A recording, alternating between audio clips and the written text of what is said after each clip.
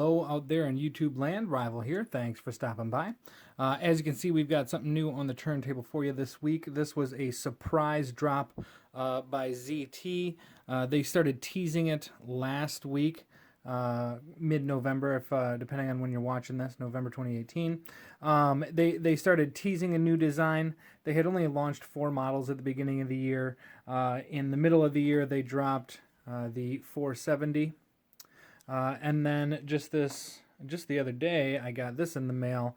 Just this past week, they did a surprise drop of the 460. So this is an Emerson design based on the Emerson, I believe it was the MV3, the old school Viper series.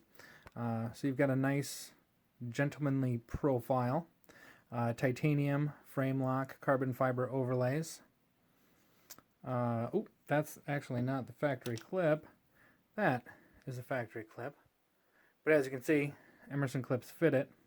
And technically, this is a Kershaw Emerson clip. This is off a CQC 8 Kershaw Emerson knife. So nice to be able to swap those out. So we've got green carbon fiber overlaying the titanium on this guy. You can see here you've got that green woven layer interlaced with the black. Definitely a choice. Personally, I like the black and green look. I think it complements the titanium nicely. I've got a couple of knives in green, so not a big deal for me. I like them experimenting with different types of carbon fiber, different looks of the carbon fiber. When they announced it, definitely some people got their panties in a bunch. Green is not everyone's color. Easy enough to replicate and swap out these scales. I'll be giving it an attempt shortly enough here. But for those of us who like green, not a bad choice. I think the carbon fiber looks nice, like I said, over that titanium. I wish this little nub of the blades didn't stick out so much. There is no front flipper action or anything like that. It is simply just the design of the knife. If I torque on it hard enough, I can break the detent, but there's definitely no front flipping going on with this thing. You've got the thumb disc deployment, which is pretty much the only method. It's on washers, not bearings, but it does have really great snappy ZT action. Very great action, in fact, for a manual folder. It is rock solid. A little over 50% on the lockup there, maybe. So a nice solid lockup. It's not going anywhere. Ow, it's my bone. So the lockup is solid, sturdy. I don't think it's a problem. I'd bang it against some tape, but I don't see any anywhere. Like I said, thumb disc deployment, it may or may not be for everyone. Whoop, hello, fingers in the way. Not a lot of clearance here. You can still back finger flip it. Regular deployment, nice and smooth. Not quite drop shut, but it's a washer knife, not a bearing knife. And I've only had it for a couple of days now, so actually maybe 2 days. So it's definitely not broken in. It will definitely smooth out over time. Like I said, I'll be torquing on the scale, so I'll likely polish up the washers, see what happens to that anyways. We're rocking 20 CV on the blade steel. It's a 3 3/4 inch blade, 8.5 overall. I think it was like 4.3 ounces, maybe 4.4 ounces, somewhere around there on the male scale. So it is nicely full-sized, but kind of sleek and slim. I would say if we compare it to some things, if we compare it to the 452, 462, hello, 462, hello, 562, oh my god, too many numbers, 562. You can see it's nearly identical. Really, I mean, what you're saving on here is not as wide as that guy.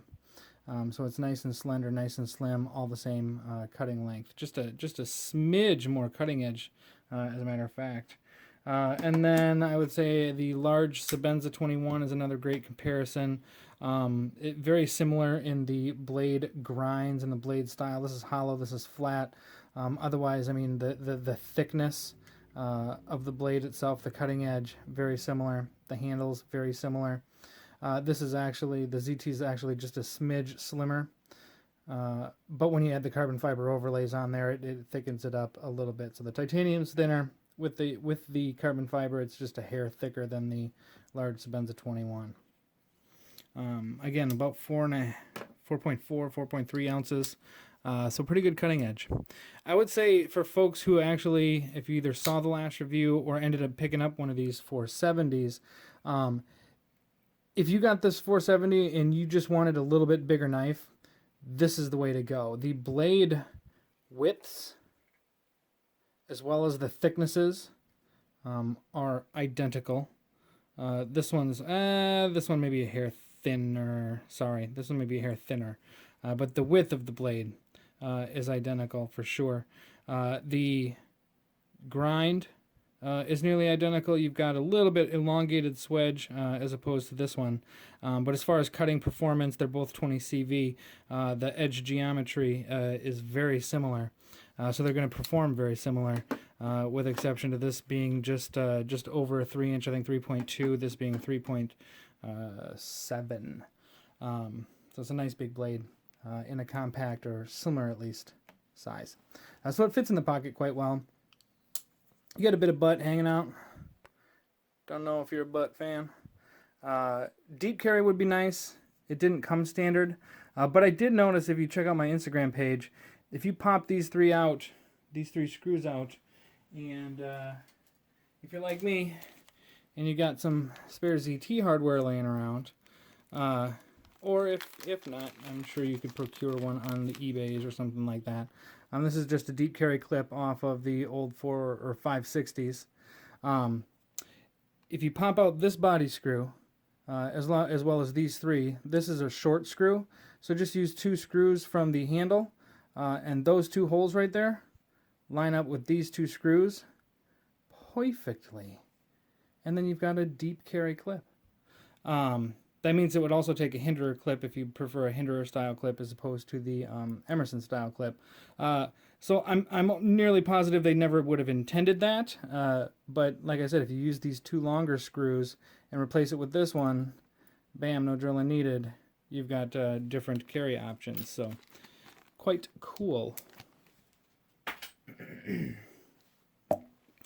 Like I said, it's the 20 CV steel. I appreciate the better steel that the new line has been bringing. I'd love to see a sprint run of this guy with maybe just all murdered out solid black carbon fiber. I really liked that blue that was on the 850. I thought that was pretty snazzy and pretty nice looking. So I'd love to see that one come back. Hey, there's a little better profile. But all in all, I'm quite impressed and quite happy with this particular package. Some choices that may be polarizing that everybody's going to dig with the thumb disc, with the color, with the washers, not bearings. But all in all, I think it's a pretty nice surprise offering. I think it came in at $240, $248 maybe shipped. So mid-range, not quite those big high dollar 300 blades, a little over 200 though. But I think it hits a sweet spot and fills a niche. I think it is still plenty hard usable. You've got a nice thick stock. You've got again relatively thin liners, but blades like this have proven to hold up great over time. I don't see any problem being able to use this relatively hard, or just use it gentlemanly depending on what your task is at hand. The edge geometry and the nice slim blade I think is going to lend itself to great cutting performance. So that's all we got on the turntable for you this week. I've got a couple more reviews on the way. This wasn't the only thing that came in today, or not today, the other day. This came in the other day. So I'll be carrying this, and hopefully in the next week or so I'll be able to give you a little bit of use and feedback on the the Natrix CU, the smaller version. That's all we've got on the turntable for you this week. Thanks for stopping by. Like and subscribe. Peace.